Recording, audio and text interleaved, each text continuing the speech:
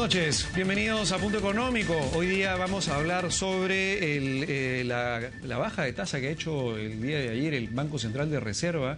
En la primera parte del programa tenemos un enlace telefónico con Elmer Cuba, economista de Macroconsult, y vamos a hablar también con él sobre las expectativas del crecimiento de la economía peruana hacia cierre del año. Las expectativas están cayendo un poco y la inversión privada también, así que vamos a hablar sobre este tema con el señor Elmer Cuba en la primera parte del programa. Luego tenemos también a Eduardo Amorortu, presidente de Asociación de ADEX, en la primera entrevista para hablar sobre las posibilidades que tenemos, las oportunidades de negocio con Brasil. En la segunda parte tenemos también a un representante de la OEA para hablar de protección para los consumidores, y en la tercera parte del programa tenemos a un representante de ASBAN para hablar sobre transferencias interbancarias. Así empezamos la noche de hoy con nuestro primer enlace telefónico de la noche. Bienvenido, señor Elmer Cuba. Bueno, buenas noches. ¿Qué tal? ¿Cómo está? Me gustaría saber, digamos, qué impacto va a tener, por qué se ha hecho primero y qué impacto va a tener la caída, la disminución en la tasa de referencia de 4,25 a 4% que ha hecho ayer el BCR. Primero, el concepto general es el de una desaceleración de la demanda interna cada trimestre. El año comenzó muy dinámico y cada trimestre ha sido más débil, tanto el consumo como la inversión privada. En particular, pues el contexto internacional que ha sido el principal factor, ¿no? Un segundo factor ha sido un mal desempeño de los sectores agrícolas, pesqueros, que también ha afectado la actividad económica, ¿no? Y un tercer factor ha sido el aumento del tipo de cambio. El tipo de cambio, que subió fuertemente en lo que va del año, ha frenado algún segmento de comercio, en particular venta de electrodomésticos y autos, y también ha afectado la construcción. Entonces, en ese contexto, el Banco Central ha visto por conveniente bajar la tasa de interés para suavizar esta caída en el ritmo del gasto, ¿no? del gasto privado. Ahora, esta baja de la tasa de interés se ha dado después de 2 años y medio, en donde ha permanecido siempre estable y, digamos, a efecto del mercado, el hecho que el BCR baje la tasa de interés después de 2 años y medio donde no lo ha hecho, es una señal, entiendo, potente para el mercado. ¿Así lo está entendiendo el mercado? Es una señal que muestra que el banco está preocupado por la demanda interna, que viene creciendo por debajo del PBI. Quizá este trimestre crezca 5% de la demanda interna, el PBI esté creciendo encima de 6 el próximo trimestre. Por lo tanto, hay espacio para avanzar. De acuerdo. Ahora, con respecto... un contexto en el cual no hay amenaza inflacionaria, ¿no? La inflación está estabilizada, las expectativas tampoco arrojan un riesgo de inflación, por lo tanto, ha visto por conveniente darle un impulso a la demanda interna que venía un poco débil, ¿no? Ahora, esto va a tomar en reaccionar, no es tan inmediato, no es que mañana ya caiga la tasa de interés. Se calcula entre 6 y 9 meses el impacto de la política monetaria, ¿no? Entonces, recién entrado el próximo año se va a ver los efectos de estas movidas, ¿no? Ahora, ¿el efecto va a ser un efecto potente o, digamos, va a ser un efecto relativamente suave para el próximo año? El efecto real, digamos, en tasa de interés es muy bajo, pero el efecto en las expectativas es más importante, ¿no? Y además va a ser ayudado porque las expectativas empresariales que venían cayendo hasta septiembre han dejado de caer, se han comenzado a recuperar. Por otro lado, también la minería va a tener un buen desempeño al final del año con la entrada de Toromocho. La agricultura también se va a recuperar porque ya se fue el fenómeno de la Niña.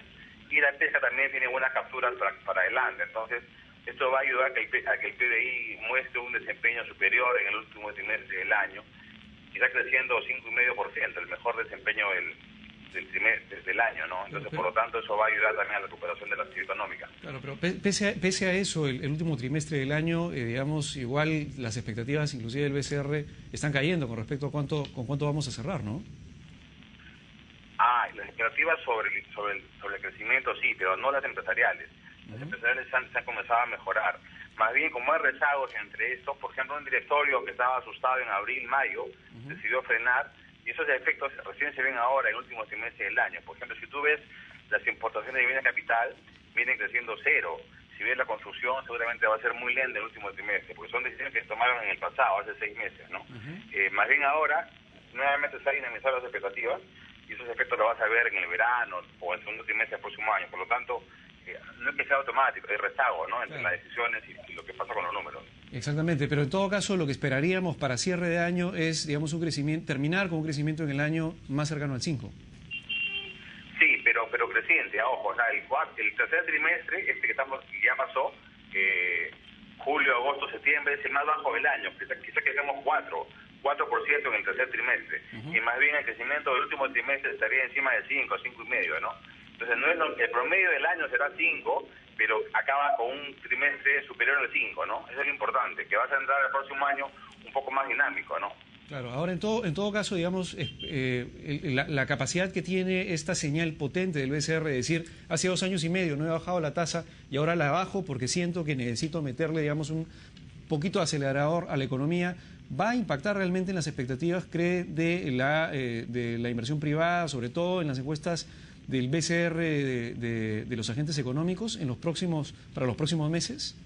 Sí, ojo, pero no es aislada. Ya hace 3 veces seguidas que el Banco Central ha bajado los encajes también en soles. Esa medida quizás en la práctica es mucho más potente en el crédito que en la tasa de interés, ¿no? Y ya lo ha venido haciendo el banco. O sea, el banco ya ha venido relajando la política monetaria desde hace 4 meses, ¿no? Este es un segundo acto en cuanto a tasas, pero como digo, los encajes ya venían bajándose. De acuerdo. Por otro lado, el MEF también hace una política expansiva este año. Entonces las autoridades macroeconómicas han respondido bien, ¿no?, al ciclo contractivo mundial. Por eso que Perú está creciendo 5% y no menos como otros países, ¿no?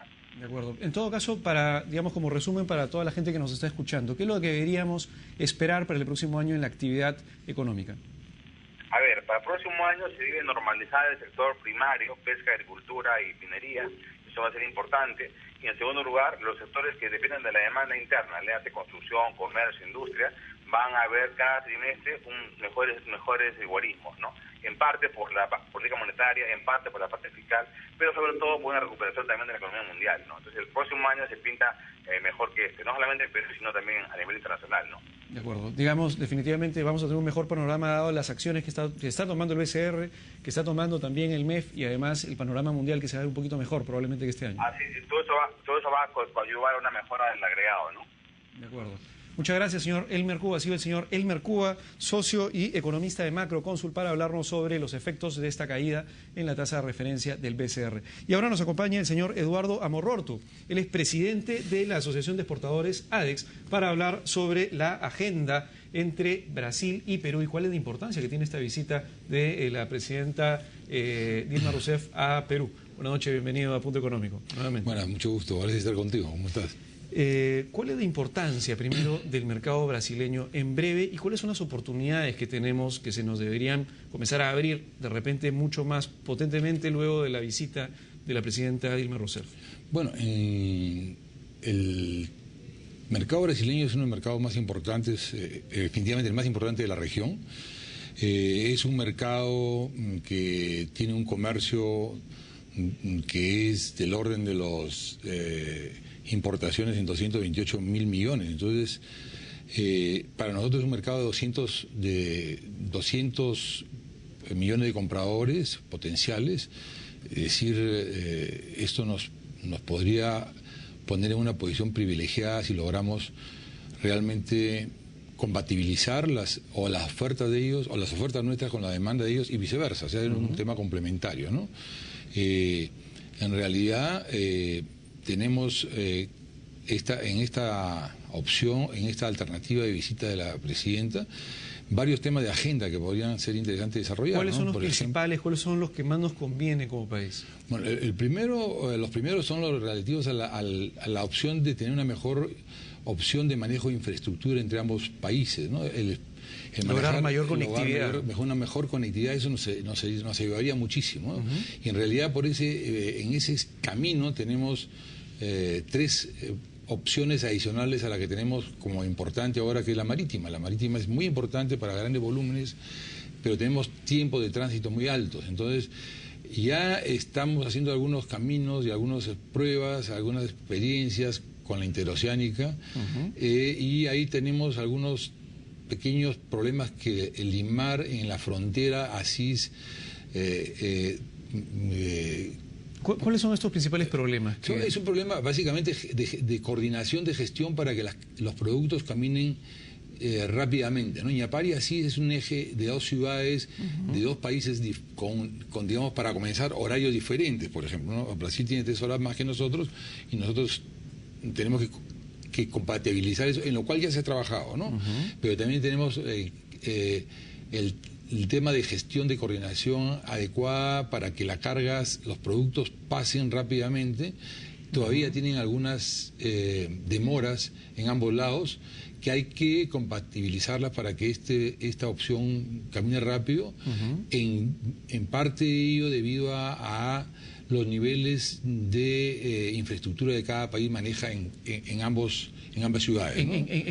Cuando estamos hablando de infraestructura específicamente, ¿de qué estamos hablando? Porque el camino... No, digamos, la infraestructura de atención, las oficinas nuestras no están todavía muy bien implementadas, se está haciendo el esfuerzo por hacerlas, pero no así las oficinas de Brasil, que están mucho mejor implementadas. Entonces, es ahí donde hay una propuesta de Brasil para que podamos hacer un único punto de frontera, lo cual es universalmente aceptable en los países que tienen coordinaciones adecuadas, y en todo caso, usando la infraestructura que tiene adecuadamente en este momento Brasil podríamos empatar y usar su sistema de conexión telefónica, de internet, y poder tener un manejo más rápido y fluido y coordinado, ¿no? Bueno, ese es uno de los temas, ¿no? ¿Ese es uno de los temas que probablemente se trate también en la visita? Esperemos que sí, ¿no? El compatibilizar y el manejo ordenado y coherente de esta zona, ¿no? Digamos, el hecho de, por ejemplo, no tener una oficina, digamos, con una infraestructura adecuada en la frontera, ¿está perjudicando, por ejemplo, a algunos exportadores del gremio? En general, ¿no? En general esto ralentiza las operaciones.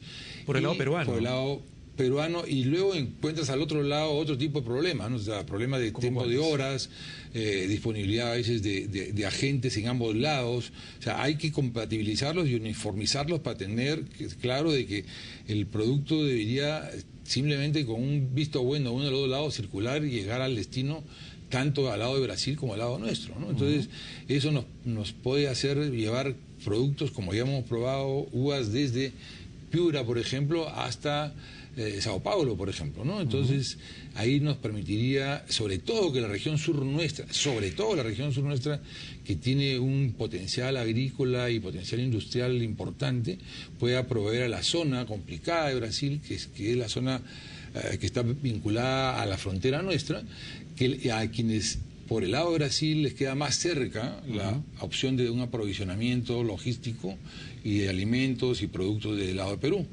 Y luego para la región de Brasil poder salir hacia Perú por puertos peruanos como Matarani, por ejemplo, o que sería el natural, o acercarse a otra opción que pudieran tener ellos en ese sentido, ¿no? Entonces es una opción. La otra alternativa que también se ha estado discutiendo es el tema del ferrocarril, que se ha conversado en unas oportunidades en las cuales la idea es que el ferrocarril conecte Portobelo con la costa peruana, y la idea es determinar a qué parte de Perú debería llegar ese ferrocarril, a qué parte de la frontera de Perú debe llegar a Perú, a llegar el ferrocarril, para poder desde ahí, o sea, Brasil llevar el ferrocarril hasta ese punto y nosotros poder generar el segmento que nos toca a nosotros. Así es.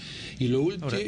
Ese tema del ferrocarril, que es importante, y en general, la vez pasada tuvimos una entrevista hablando justamente de la infraestructura necesaria, y parte de lo que aparentemente es importante en el país es hacer una infraestructura de ferrocarriles que sea, digamos, general, nacional, no solamente necesariamente conectándose con Brasil, digamos, que se complemente. En este caso, ¿cómo se ha avanzado? ¿Hay algún tipo de conversación avanzada con respecto al hecho de poder hacer esta integración ferroviaria?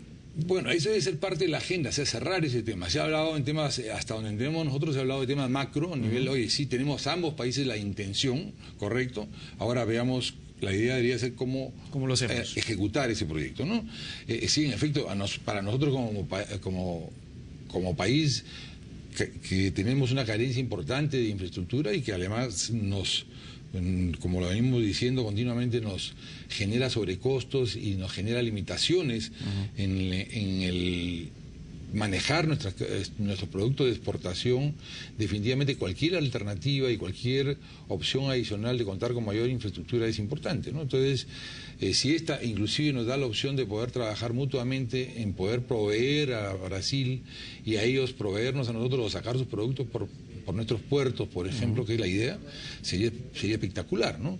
Y en ese contexto lo otro es el eje Manaos Norte Perú, ¿no? O sea, ahí hay un tema en el caso nuestro tenemos que terminar de ver el tema de las hidrovías, vía Río Amazonas, que está próximo a concesionarse, y ver que esto termine de concretarse para que tengamos una conexión vía río hacia, en teoría, Yurimaguas y luego hacia el norte del Perú. Entonces por ahí tendríamos otro eje de comunicación, otra alternativa de transporte para nuestras cargas. ¿Cómo va ese proyecto? El del norte, el de Manaos. El de Manaos debería caminar, o sea, las etapas están casi ya configuradas, el puerto de Yurimaguas está en proceso ya, el Ministerio de Transportes debería estar, mejor dicho, Proinversión debería y el Ministerio de Transportes deberían estar terminando de concretar el tema de lanzar el concurso para las hidrovías, y con ello estaríamos casi listos, ¿no? O sea, ya podríamos trabajar en ese sector. Digamos, ¿tenemos nosotros algún tipo de meta, algún tipo de objetivo como país para, digamos, definir una fecha en donde podamos tener estas conexiones a tal fecha listas para comenzar, digamos, a impulsar más el comercio? Definitivamente deberíamos tenerlas, ¿no? Pero es un tema que entiendo que están justamente en los detalles finales, ¿no? O sea, en el caso de la IRSA Sur no debe ser un tema muy complicado, simplemente ponerse de acuerdo ahora es una gestión, una coordinación de detalle, y en los otros dos proyectos el más avanzado evidentemente es el de Manaos Norte Perú. Debería ser eso posiblemente estar concretado, me imagino, entre los próximos 2 años, dependiendo básicamente, posiblemente más del puerto de Yurimaguas que de otra opción, ¿no? y la hidrovía, ¿no? ¿Qué tal nos ha ido con la interoceánica? ¿Cuánto, digamos, hay algún tipo de estudio que señale más o menos cuál ha sido el impacto económico de haberla hecho?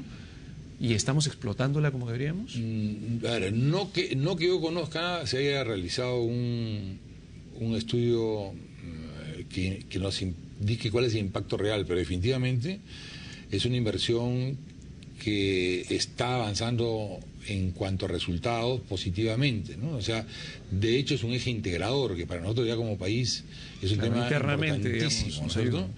Luego está generando opciones de mercado y opciones de exportación y de manejo de productos internamente. O sea, entre Iñapari y para nosotros y la costa se está generando una serie de polos de desarrollo. Uno va ahora a Puerto Maldonado y encuentra que la ciudad ha cambiado, y sobre todo en Iñapari uno ve que el puerto, la ciudad está mejorando sustancialmente, y es una zona que requiere de mayor atención, toda vez que es una zona en la cual está muy conectada ahora lamentablemente al tema de minería informal y posiblemente, no posiblemente, de hecho, al ser parte de la selva no nos ayuda a integrar esa zona con el Perú. Entonces, la interoceánica, no sé si se haya hecho una medición, un estudio de impacto, pero en realidad la peor infraestructura que existe en el mundo es la que no existe, ¿no?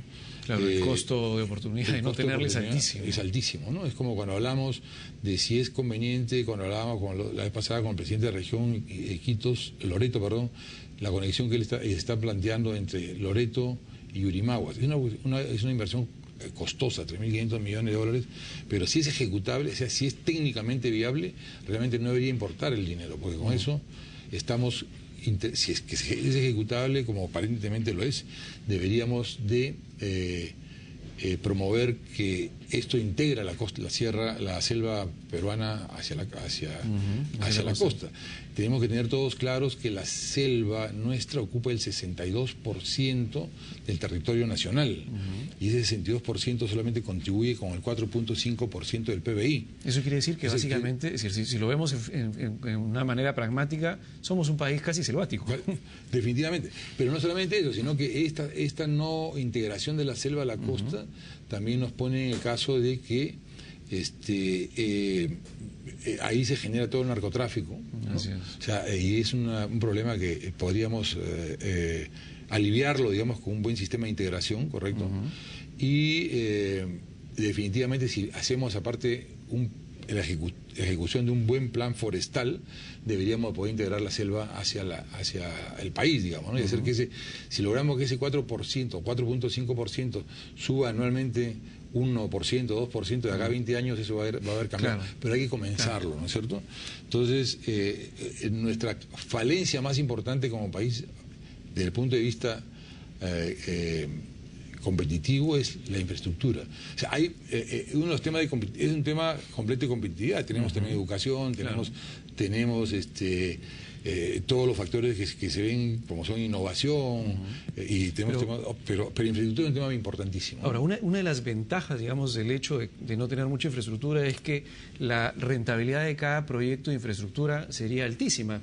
Es como, digamos, cuando alguien empieza vendiendo uno y de repente al año siguiente está vendiendo 10, y claro, la rentabilidad ha sido altísima porque nuestro inicio ha sido, nuestro piso es demasiado bajo. En todo caso es importante porque cada sol que se invierte igual en infraestructura, de hecho que va a ser rentable. Y nuevamente, puede ser no rentable económicamente al comienzo, pero va a ser un efecto integrador que a su vez va a ser un efecto generador de empleo, un efecto generador de opciones de trabajo y opciones de exportación. En el caso nuestro, como lo fomentamos y lo comentamos nosotros, el Perú necesita exportar desde adentro. O sea, es una gestión de mover los productos desde las partes interiores del país hacia los lugares, hacia los puertos de transporte. Entonces, es un tema importante y digamos, en el caso de Brasil, mira, acaba de pasar la Expo Perú Brasil, acaba de terminar hace una semana, y ha sido una actividad exitosa. Definitivamente tenemos ahí un tema lento con Brasil todavía en el tema de destrabar algunas barreras que son de gestión básicamente, ¿no? Entonces, pero por lo menos si no las comenzamos no las vamos a terminar, ¿no? Entonces, siendo un mercado para nosotros importante, natural, cercano, ambos debemos ser complementarios. Entonces, esta Expo Perú ha mostrado que hay interés en productos peruanos en esta, que es la tercera, además, Expo Perú que se hace en Brasil, digamos, ¿no? A Brasil se ha hecho a 3 ciudades en diversos momentos. Entonces, en esta rueda de negocios se han hecho, por ejemplo, negocios por 13,5 millones según los datos de Mincetur.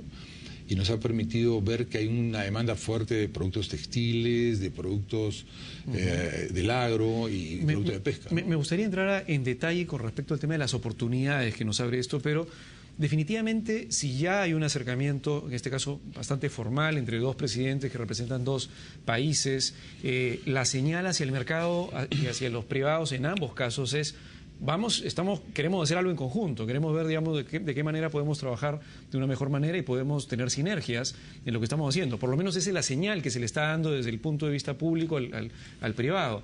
Y si es que en los próximos años se termina de hacer estas conexiones en el norte, digamos, con Brasil, digamos, en el resto del país, van a existir oportunidades probablemente. Y sería bueno ir preparándose, si existe una señal digamos, de los estados o de los gobiernos de ambos países, si ya en algún mediano plazo vamos a tener mejor conectividad, los empresarios peruanos deberían comenzar a prepararse para que cuando ya, digamos, todo esté completamente conectado, integrado, y haya mucho mayor facilidad para evitar barreras para arancelaria, etcétera, destrabar temas burocráticos, tomar las oportunidades que hay. ¿Qué oportunidades pueden encontrar los peruanos ya, hoy, que de repente podríamos comenzar ya y de acá a 1 o 2 años comenzar a cosechar? Bueno, Brasil en muchos sentidos ha desarrollado, digamos, opciones de mercado que nosotros podríamos aprovechar de distintas maneras. No nos olvidemos que nosotros somos exportadores en principio de productos no tradicionales. El 75% de nuestra exportación básicamente es productos no tradicionales y solamente casi 25% son productos no tradicionales que todavía no son industrializados, ¿no? Son productos tradicionales con valor agregado, pero mínimo, ¿no? Brasil tiene ahora, por ejemplo, Minas Gerais es el único lugar de América Latina donde se fabrican helicópteros, por ejemplo, ¿no? Tiene la fábrica de Fiat más grande del mundo, fabrica un vehículo Fiat cada 7 minutos. Es un estado que, solamente Minas Gerais, es un estado que tiene mucha tecnología, es el centro de tecnología e innovación de Brasil. ¿Cómo podemos aprovechar esa oportunidad? Por ejemplo, nosotros podríamos aprovechar para digamos, contando los tratados de libre comercio que nosotros tenemos, por ejemplo, proponer alianzas con empresas brasileñas que se instalen en Perú o que nos enseñen, aprender de ellos y poder con ellos hacer acuerdos y trabajo o preparar gente nuestra que vaya, estudie y regrese y poder instalar empresas en Perú que exporten a los países con los cuales nosotros tenemos tratado de libre comercio, que Brasil no los tiene, por ejemplo, ¿no? O sea, nosotros tenemos un mercado potencial de más de 3.000 millones de asociados o de compradores actuales que en estricto senso nos ayudan a tener un mercado importante. O sea, es importante tener tratado de libre comercio, pero también tenemos que trabajar todavía en aprovechar un poco más y eso nos puede ayudar a mejorarlo, ¿no? Ahí hay una oportunidad interesante en el tema de que, digamos, un peruano como comercializador, ¿no? Un peruano aprovechando, digamos, el hub y aprovechando todos los tratados, comercializando, comprando, vendiendo y ensamblando, haciéndolo. O sea, ensamblando, comprando piezas, partes o haciendo convenios con empresas brasileñas que se instalen en Perú. Entonces, instaladas en el Perú, podemos tener una opción importante o definitivamente ver la forma de agregarle valor a productos acá y acá poderlos reexportar, ¿no? O sea, que es lo que siempre se menciona. Pero necesitamos trabajar fuertemente como país para también internamente romper las barreras que tenemos internas. O sea, en realidad la problemática nuestra hoy día no está dada por el mercado solamente exterior. Gran parte de nuestro problema hoy día se debe a los problemas internos que tenemos que no estamos atendiendo, ¿no? Entonces, tenemos que arreglar la casa. Tenemos que arreglar la casa también. O sea, si no nos apuramos además en arreglarla, el problema que vamos a tener es que va a acabar la crisis internacional y van a aprovechar esa mejora en la condición los países que nos han adelantado en la competitividad. Cuando nosotros querramos ir a tocar la puerta a un socio nuestro comercial ahora, de repente ya no le podemos vender un producto, no le podemos vender nuestros productos porque nuestra competitividad nos lleva a seguir siendo muy caros, porque hemos aprovechado nuestras empresas se han cerrado, que es algo que está pasando ahora, entonces nos falta aprovechar y no hemos aprovechado el superciclo positivo, el valor. Pero hay que aprovecharlo ahora. Hay que aprovecharlo ahora. Es una ventana de oportunidades que, como siempre decimos, tenemos y hay que aprovecharlo. Es ahí donde tenemos que trabajar con el Estado de la mano para que no solamente sigamos en la misma estructura que tenemos ahora, sino que el Estado no solamente ponga las condiciones, sino acompañe. Ahora hay un proceso que está cambiando en el mundo, es un tema de acompañamiento. O sea, el Estado acompaña a las empresas, a los empresarios, a que hagan las cosas. Básicamente hace lo que debería hacer, que es lo que está en la Constitución Política, en el artículo 38, si no me equivoco. Entonces, promoción de la inversión. Pero no solamente la promoción, sino es acompañar, ¿no? O sea, claro, que se convierte en un articulador. Un articulador. Y que se den las facilidades en el sistema laboral, tributario. De todos, trabajadores, de empresarios. Porque cuando más desarrollo logremos tener, más trabajo vamos a tener mayor nivel de ocupación. Es un círculo virtuoso. Es un círculo virtuosísimo que ese es el que tenemos que trabajar, ¿no? Así es, señor Eduardo Amororto, muchas gracias por venir a Punto Económico y volvemos en la segunda parte para hablar con una representante de la OEA sobre la práctica de protección de los consumidores. Muchas gracias nuevamente por venir a Punto Económico. Muchas gracias. Muchas gracias, volvemos.